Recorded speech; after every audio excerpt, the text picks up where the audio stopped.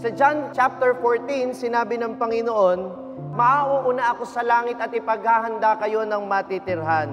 At kapag naroon na ako at naipaghanda na kayo ng matitirhan, babalik ako at isasama kayo sa kinaroroonan ko." Si Jesus mismo ang naghahanda ng lugar nating sa langit. Kaya ang pag-asa nating lahat, hindi lang tayo, kundi maging ang kaluluwa ng mga mahal nating yumao, lahat tayo magsasama-sama sa langit.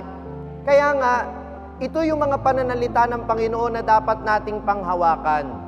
Pero, kaakibat nitong pangakong pinanghahawakan natin, ang ating pananagutan na manatiling tapat sa ating Panginoon.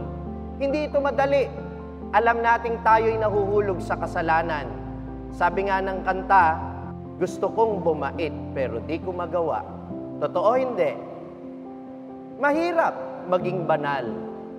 At nahuhulog tayo kung minsan.